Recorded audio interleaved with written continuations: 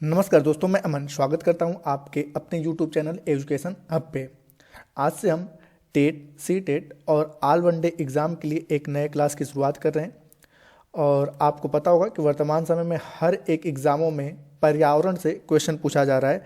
और रीज़न ये है क्योंकि पर्यावरण एक ऐसा सब्जेक्ट है जिसमें इतिहास, भूगोल, विज्ञान हर एक प्रकार के क्वेश्चन समावेशित हो जाते हैं।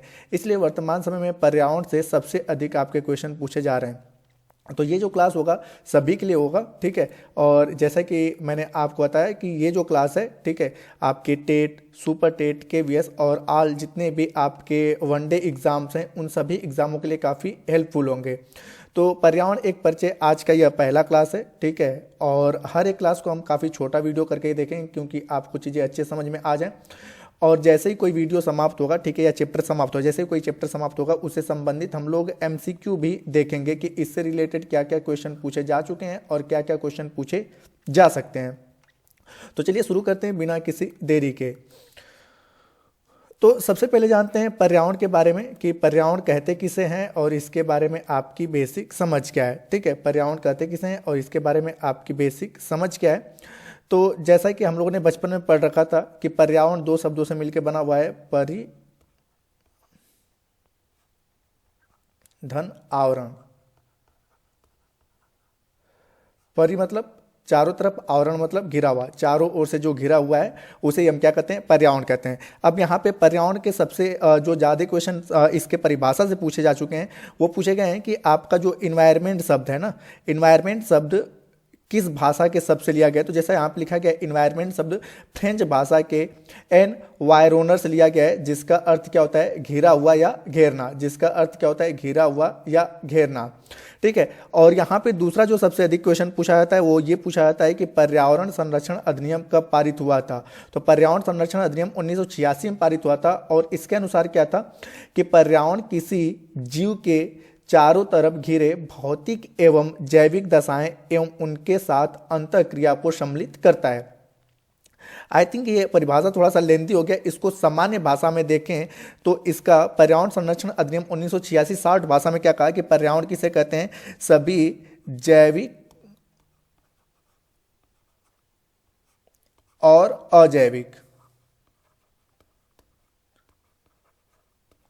सभी जैविक और अजैविक संघटक मिलकर क्या बनाते हैं, पर्यावरण। सभी जैविक और अजैविक संघटक मिलकर क्या बनाते हैं, पर्यावरण। तो सामान्य रूप से पर्यावरण की एक ही डिफिनेशन आप लोग कि पर्यावरण कोई कहे पर्यावरण किसे कहते हैं, तो आप देखोगे कि आप चारों तरफ या तो जैविक चीजों से घिरे हुए हो या अजैविक। जैविक किसे कहते हैं, वह सभी चीजें जिनमें क्या होता है, जीवन होता है, जिसमें जीवन पाया जाता है उसे जैविक कहते हैं।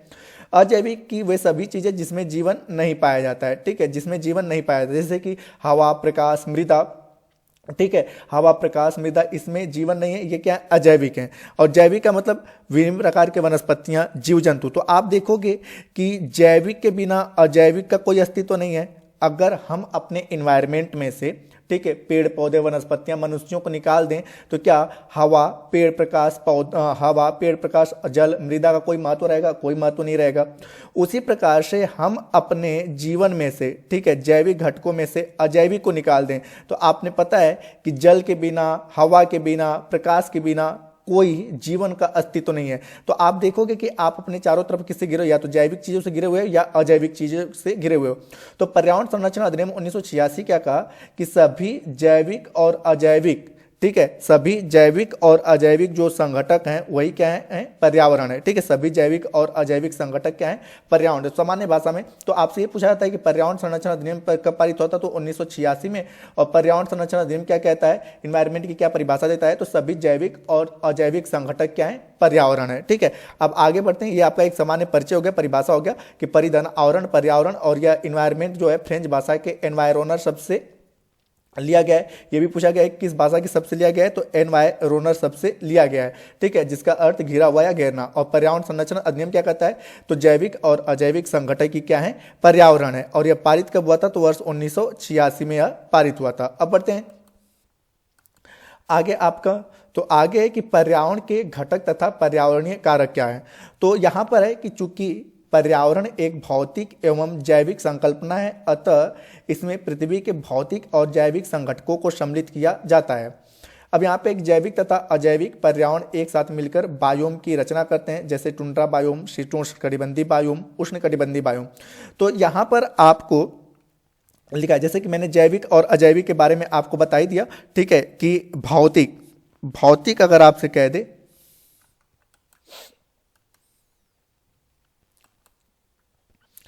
अगर आपसे, ठीक है, ये पूछा जाए कि जैविक, तो जैविक को अभौतिक भी कहा जाता है।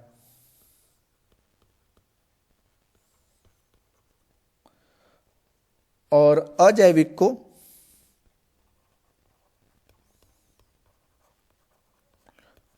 को भौतिक कहते हैं। ठीक है, इसको जैविक को बायोटिक, ठीक है, इंग्लिश में बायोटिक, और अजैविक को एबायोटिक के नाम से जानते हैं, फिजिकल और नॉन फिजिकल।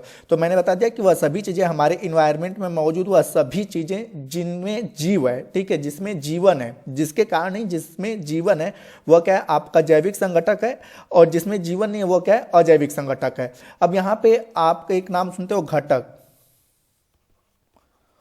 और एक होता है संघटक। तो घटक और संघटक में सामान्य रूप से अंतर क्या है, इसको जान लेते हैं।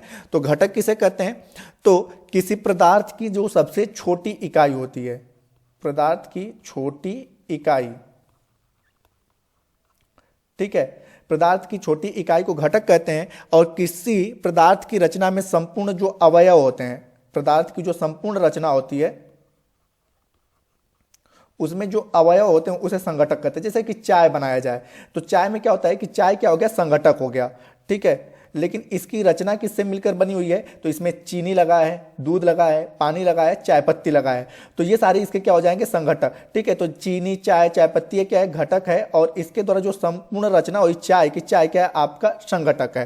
तो यहाँ पे घटक या संघटक कोई इंपॉर्टेंट चीजें है नहीं, बस इतना ही कि पर्यावरण के घटक तथा पर्यावरणीय कारक। तो जैसे मैंने बताया कि जितनी भी जैविक और अजैविक संघटना है, आप देखोगे हमारे आसपास जितने भी परिवेश का निर्माण हुआ है, आप देखते हो तो उसमें जैसे कि जल के अंदर जो बायोम बनता है जिसे जलीय बायोम कहते हैं, तो उसमें भी क्या है आपका जैविक और अजैविक। जैविक में क्या है, मछलियां हैं, जलीय जीव जंतु हैं, और उसमें अजैविक में क्या है, तो उसमें पाए जाने वाली हवाएं और जल क्या है, आपका अजैविक है। तो आप देखोगे जितने भी आप बायोम की रचना हुई है, ठीक है, उसमें जैविक और अजैविक संघटक है। तो इसमें कहा गया है कि चूंकि पर्यावरण एक भौतिक एवं जैविक संकल्पना है, और इसमें पृथ्वी के भौतिक और जैविक संघटकों को शामिल किया जाता है। अब आगे बढ़ते हैं।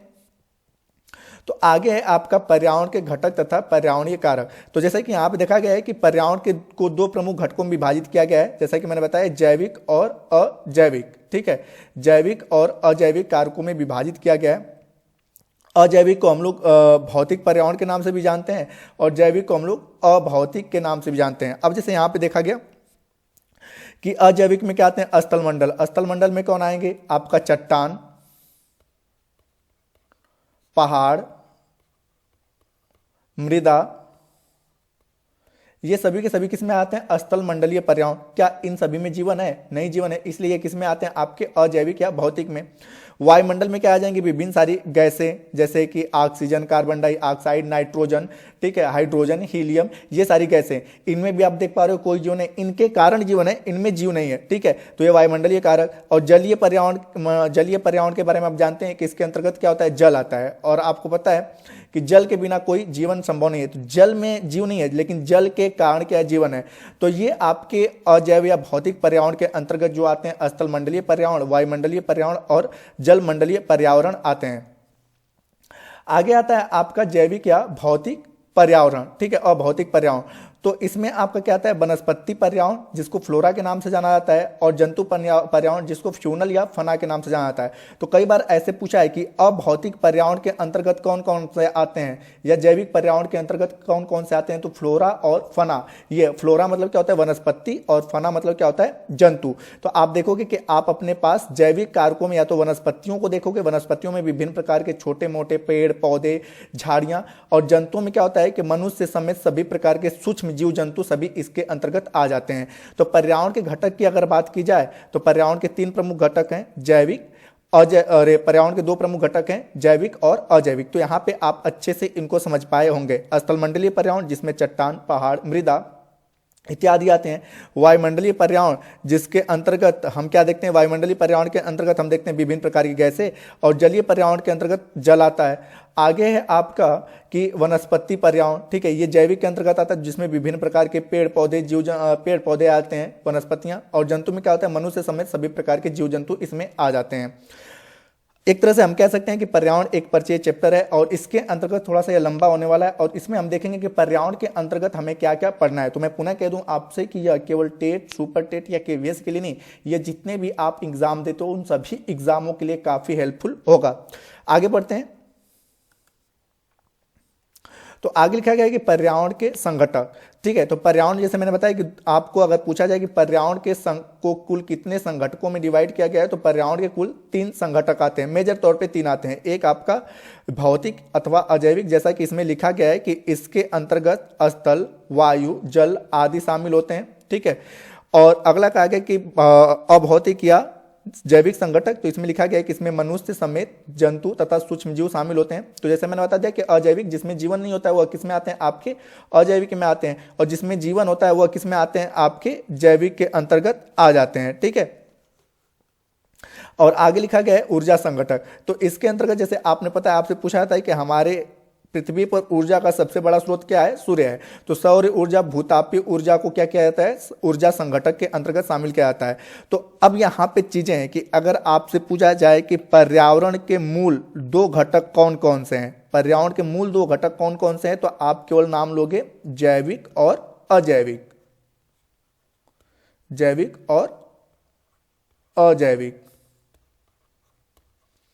और ऐसे अगर आपसे पूछ दे कि पर्यावरण को कितने संघटकों में विभाजित किया गया है, तो आप क्या लोगे, भौतिक पर्यावरण, अभौतिक पर्यावरण, ऊर्जा संघटक, उसके बाद सांस्कृतिक, राजनैतिक, आर्थिक, ये सारी चीजें आ जाती है, क्योंकि हमारे आसपास, ठीक है, हमारे इन्वायरमेंट को प्रभावित करने वाले सांस्कृतिक कारक भी हैं, राजनैतिक कारक भी हैं, सामाजिक कारक भी हैं, ठीक है। तो सामाजिक, सांस्कृतिक, ये सब आ जाएंगे, लेकिन मूल रूप से क्या आप क्या आएंगे, जैविक और अजैविक कारक आते हैं, ठीक है। उसके अलावा आप ऊर्जा संघटक कह सकते हो, सांस्कृतिक कह सकते हो, राजनैतिक कह सकते हो, आर्थिक कारक, ये सभी के सभी आ जाएंगे। लेकिन मूल रूप से आपसे पूछा जाए कि पर्यावरण के कितने संघटक हैं, तो वह एक जैविक है और दूसरा क्या है, आपका अजैविक है। जैविक इसमें जिसमें जीवन होता है उसे जैविक, जैसे कि आप देख पा रहे हो कि मनुष्य में क्या है, जीवन है, जंतुओं में क्या है, जीवन है, सूक्ष्म जीव और पादपों में क्या है, जीवन है।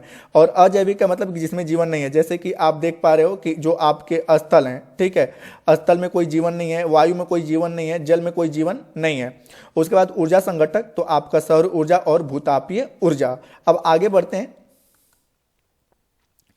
तो आगे आप देखते हैं कि भौतिक अथवा अजैविक संघटक, ठीक है। तो जैसा कि मैंने बताया कि हमारे आसपास मौजूद वह सभी चीजें, ठीक है, हमारे आसपास मौजूद वह सभी चीजें जिसमें जीवन नहीं है, ठीक है, जिसमें जीवन नहीं है उसे हम क्या कहते हैं, अजैविक संघटक या भौतिक संघटक के नाम से जानते हैं, ठीक है। अजैविक संघटक या भौतिक संघटक के नाम से जानते हैं, जैसे कि वायु, जल और प्रकाश। तो हम थोड़ा सा इसको देखेंगे कि भौतिक संघटक के अंतर्गत कौन कौन सी चीजें आती हैं और उसको थोड़ा सा हम एक्सप्लेन करके देखेंगे। तो आप देखोगे भौतिक संघटक के अंतर्गत सबसे पहले आता है आपका वायुमंडल, ठीक है, सबसे पहले आपका आता है वायुमंडल।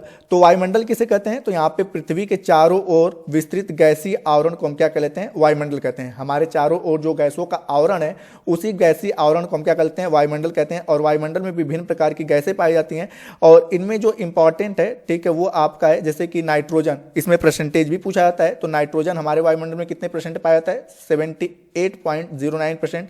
ऑक्सीजन 20.9 या कहीं पर 21% दिया जाता है, दोनों सही है आपका, ठीक है। तो इसको 70, कई जगहों पे इसको 78 लिखा होता है, दोनों आपका सही है। 78 मिल जाए तो भी नहीं, तो 78.09। और ऑक्सीजन जो है 20.95 या 20.21%। ऑर्गन की जो मात्रा है 0.93% है। कार्बन डाइऑक्साइड की जो मात्रा है 0.03% है।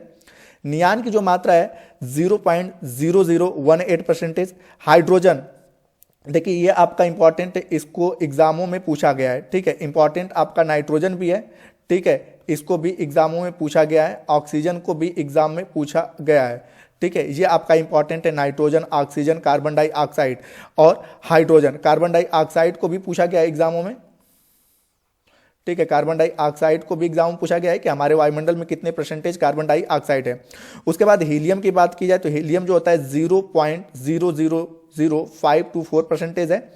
ये सारे के सारे परसेंटेज में है। ठीक है, क्रिप्टॉन जो है 0.0001% है। जेनान जो है 0.550 है। उसके बाद 8 है। उसके बाद ओजोन में भी है 555, ठीक है, 1%। और मेथेन जो होता है अल्प मात्रा में पाया जाता है। आपकी जानकारी के लिए मैं बता दूं कि हमारे वायुमंडल में जितनी भी गैसें पाई जाती हैं, प्रत्यक्ष या अप्रत्यक्ष रूप से सभी की सभी गैसें क्या है, इंपॉर्टेंट है। ऐसा नहीं है कि हमारे वायुमंडल में जो भी चीजें पाई जा रही हैं उसका कोई महत्व नहीं है। आगे चलकर इसको हम देखेंगे किस प्रकार से हर एक गैसों का महत्व हमारे, ठीक है, वायुमंडल में है। अब यहाँ पे नोट करके लिखा गया है कि वायुमंडल, जैसे पूछा जाता है कि वायुमंडल में कौन सी निष्क्रिय गैस नहीं पाई जाती है। ये काफी बार एग्जामों में पूछा गया है कि कौन सी निष्क्रिय गैस हमारे वायुमंडल में नहीं पाई जाती है, तो क्या है, रेडान है। और रेडान कब पाया जाता है ये भी पूछा गया है। तो भूकंप आने से पहले वायुमंडल में रेडान गैस की मात्रा में वृद्धि हो जाती है, अतः रेडान गैस की मात्रा में वृद्धि उस क्षेत्र के विशेष भूकंप आने का संकेत होता है। तो अब यहां पे जैसे आपने पता है कि हमारे वायुमंडल में कौन सी गैस नहीं पाई जाती है, रेडान गैस। और जैसे ही किसी क्षेत्र विशेष में रेडान गैस की मात्रा बढ़ने लगती है तो वहां पे किसके आने की संभावना हो जाती है, भूकंप आने की संभावना होती है। तो ये एग्जाम में पूछा गया है। तो दोस्तों रहा ये आज का और वायुमंडल में आपने पता है अगला जो चैप्टर रहेगा थोड़ा सा छोटा रहेगा और उसमें हम देखेंगे वायुमंडल की प्रमुख परतें। जैसे कि वायुमंडल में कुल 5 प्रमुख परतें पाई जाती है, क्षोभ मंडल, समताप मंडल, मध्य मंडल, आयन मंडल और बहिर्मंडल। उनके बारे में देखेंगे। यहां से भी काफी सारे एग्जामों में क्वेश्चन पूछेंगे। और उसके बाद इसी प्रकार से अजैविक संघटकों के बारे में हम देखेंगे। और ये अभी आपका पहला ही चैप्टर है जिसमें हम देखें पर्यावरण का एक परिचय। तो ये थोड़ा सा लंबा होने वाला है, लेकिन हाँ मैं कोशिश करूंगा कि चीज़ों को आसानी से आपको समझा पाऊं। और साथ ही साथ इस पीडीएफ को प्राप्त करने के लिए आप हमारे टेलीग्राम से जुड़ सकते हैं, जिसका लिंक वीडियो के डिस्क्रिप्शन में दिया हुआ है। और कोई सजेशन हो तो वहाँ पे कमेंट बॉक्स है, ठीक है, आप कमेंट कर सकते हैं, ठीक है, टेलीग्राम पे भी और आप यूट्यूब पे। अगर वीडियो आपको अच्छा लग रहा है तो अगर आप इसके बारे में आप अपनी रेटिंग दे सकते हैं और कहीं पर कोई कमियां हैं तो उसे भी आप बता सकते हैं। और जैसा कि मैंने कहा कि यह क्लास आपका कंटिन्यू, ठीक है, चलता रहेगा। अगला जो क्लास रहेगा पर्यावरण का एक परिचय, इसमें भी हम लोग बेसिक तौर पे देखेंगे दूसरे क्लास में, जिसमें हम देखेंगे वायुमंडल की परतें, ठीक है, वायुमंडल की जो परतें हैं, ठीक है, जिसमें मैंने बताया क्षोभ मंडल, समताप मंडल, मध्य मंडल, आयन मंडल और बहिर्मंडल, और उनसे क्या क्वेश्चन पूछे जाते हैं उनके क्वेश्चन भी वहीं पर आपके रहेंगे। और साथ ही साथ आपको पीडीएफ दिया जाता रहेगा। और जो भी आपको कहीं पर आपको लग रहा है कि कुछ संशोधन करने की या कोई चीज़ें नहीं समझ में आ रही है तो उसको एक बार फिर से कमेंट करके आप पूछ सकते हैं, चाहे टेलीग्राम पे या यूट्यूब पे। तो वीडियो के अंत तक बने रहने के लिए धन्यवाद। मिलते हैं जल्दी नेक्स्ट वीडियो में।